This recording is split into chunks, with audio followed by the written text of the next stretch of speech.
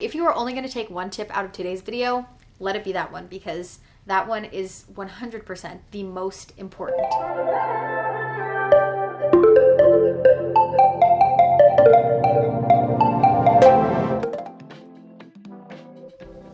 Hey babes, it's Jess. Welcome back to my channel. I hope you guys are having an awesome day so far.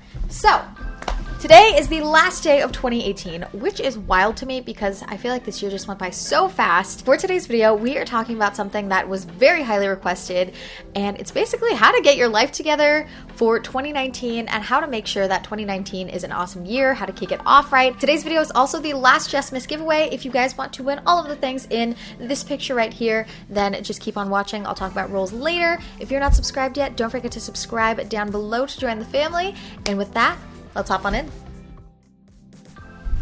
Alrighty, the first thing you gotta do is a quality clean out and declutter. Now this is so great to do because it just gives you a whole refreshed sense of life. It is just so nice to start off a new year with things being clean, fresh, and not cluttery. So the first thing that I recommend you guys clean out is your closet. Go through your closet and take out anything that doesn't fit, that you don't like anymore, that you don't wear, that doesn't look good, that is stained, ripped, has holes in it, that has tags on it still.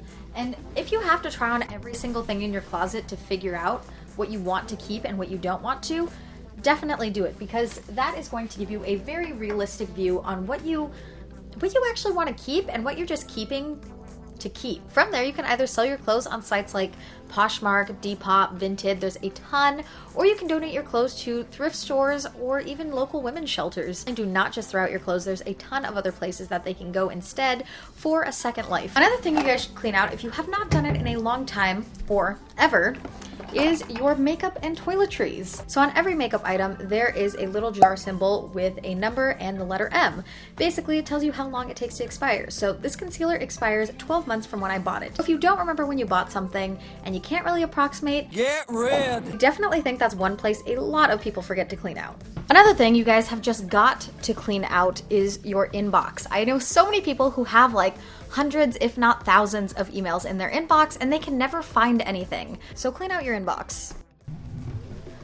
Resolutions and how to actually make them happen. So I just call resolutions goals because they are essentially the same thing, but I feel that the word resolution is such a time-specific thing. Like, you only ever make resolutions in December and January, and then after that you kind of just forget about it until the new year comes. Now when it comes time to actually picking goals, less is better. For 2019, I have 4 yearly goals, and the reason that less is better is because if you are worried about trying to accomplish, 20 different smaller things, you're gonna spend your time so split up trying to accomplish all of those, you might not end up accomplishing any because your time is so divided between trying to get them all done. However, if you pick only 3 to 5 specific goals, then you can just dedicate your time to accomplishing all of those goals. Now for actually accomplishing your goals, the first thing you should definitely do is write them down. Writing things down solidifies it, it just reinforces it in your brain that, hey, this is gonna happen. Writing things down makes it real, physical, tangible, versus an idea that's just floating around in your head. The second thing you need to do once you write your goals down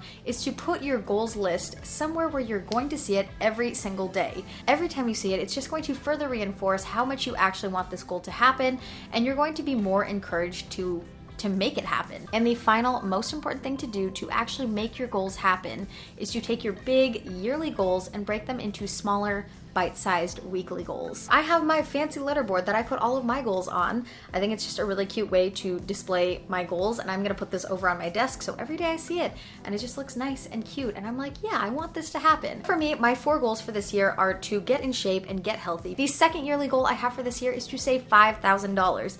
I wanna start building a good quality nest egg. My third goal for the year is I just wanna start being more creative in my videos and just start pushing my boundaries. And my fourth goal is to be more active on my blog. So all of those are kind of just big ideas, but what I have done is I've broken all of them up into these weekly goals. The first one, to actually get in shape, is I'm going to work out 2 to 3 times a week. My other weekly goal is to put away $100 a week. Now this is definitely going to be easier than just putting away like randomly $1,000 when I can, which I don't think that would even happen. Compared to if I'm able to save $100 a week, by the end of the 52 weeks of the year, I will have saved $5,200. So This, I feel like, is a really good action plan. My third one for creativity is to brainstorm 30 minutes every day, so that way I can kind of just get my creative juices flowing and think of new, creative, unique ideas. And my fourth one is I'm going to blog every Tuesday and Thursday. So by doing all of this, breaking my big general goals up into smaller bite-sized weekly goals, I'm actually giving myself a very easy to follow action plan that I can do every single week to actually make these happen.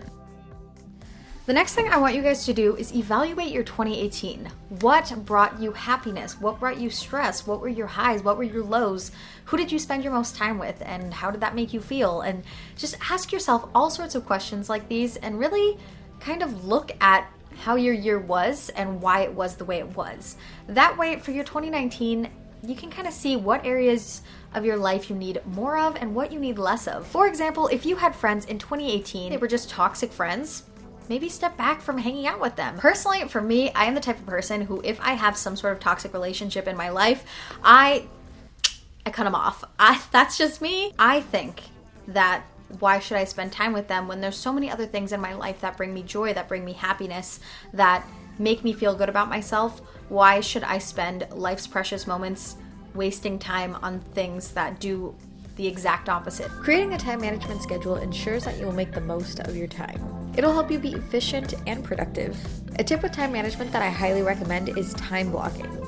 So time blocking is sectioning your day off hourly to ensure that there is time set aside for all of your tasks.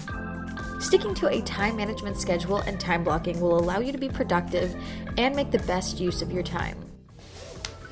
Every Sunday morning, I sit down with my husband and we look through my favorite recipe book and my recipe box, and we pick out meals for the week. So because we both work at home, we pick out breakfast, lunches, and dinners, so it's a lot of planning to do, but ultimately it is so worth it because by planning out what meals we're going to have, we save so much time, money, and stress from fighting over what we're going to have for dinner that night.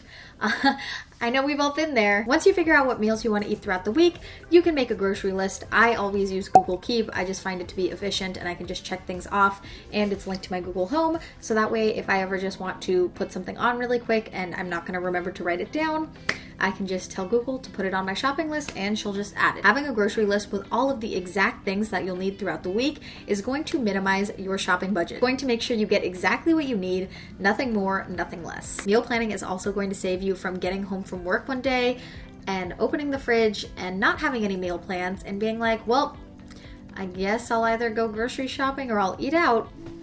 Making amends and letting go. So I think this is the most difficult by far to actually do, just because forgiving people is hard, especially if they hurt you. And of course, there are extenuating circumstances. Sometimes things are just like unforgivable, but as a general blanket thing, it's good to let go and forgive. I am going to use myself as an example. It's about to get emotional, but earlier this summer, I had a couple of my family members say some things to me that just were not nice, and they were actually really heartbreaking, and it made me so sad and mad and frustrated, and I felt so betrayed. Like I never wanted to talk to them again. It wasn't until about 2 weeks ago when I finally decided that it was time to forgive them. I didn't have to forget, but I needed to forgive them for my sake, just because every time I saw them, it just brought all of those feelings up again. And it just kept reminding me of that hurt that I felt over and over again. But finally, I sat down, I prayed about it, asked to just have this weight off my heart because it hurt. And Christmas was coming up soon. I ruined Christmas, and I just did not want to have a bad Christmas. And after that, I was able to forgive them. I was able to let go. And then when I saw them at Christmas, I remembered, but it didn't hurt.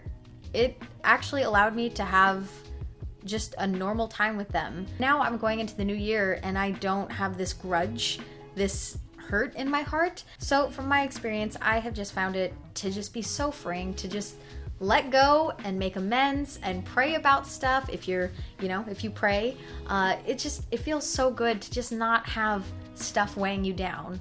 It all depends on your personal situation, but if the situation is right, you guys, It feels good. By budgeting and tracking your money, at the end of every month, you will honestly be shocked at how much money you have left over by being financially responsible and getting ahead of your money. So for tracking my spending, I use an app called Clarity Money. This isn't sponsored. This is just what I use. I like the features. I love how intuitive it is.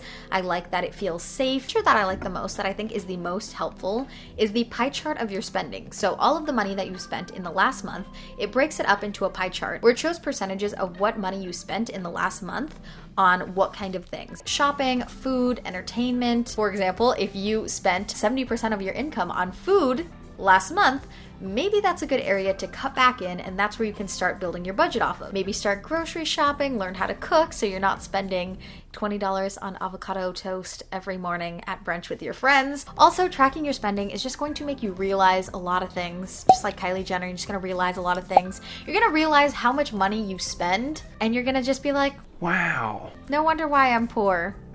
Awesome. So if this is you, if you relate to that, then definitely start keeping track of your finances. 2019 is going to be the year where we get ahead of our finances, ladies and gents. So hop on that budget. If you follow people on social media where every time you see their post, no matter if they're someone you actually know or if they're an influencer, and every time you see one of their posts, it makes you feel bad about yourself, unfollow them. Our health, whether it be physical, spiritual, mental, whatever, is so important. And social media, because we're on it every single day, affects our mental health. So if you are following people on social media who make you feel bad, unfollow them. One time when chatting with one of my husband's family members, he said something that has just like stuck with me and I really love it. He said, you spend the most time in between your two ears, so make sure it's a good place to be. I 100% agree with that. You spend the most time just in your own head, thinking, spending time with yourself. So make sure it's a good place to be. Make sure you're taking care of yourself. And if that means unfollowing some people on social media, even if they are people you know, and having a couple people mad at you, maybe not, maybe nobody even notices, then you should do it. If you are only gonna take one tip out of today's video, let it be that one, because that one is 100% the most important. If you want to start something, start it today. Now, I'm going to use the example of YouTube just because I get so many messages. So many people want to start their channels, but they're waiting for something.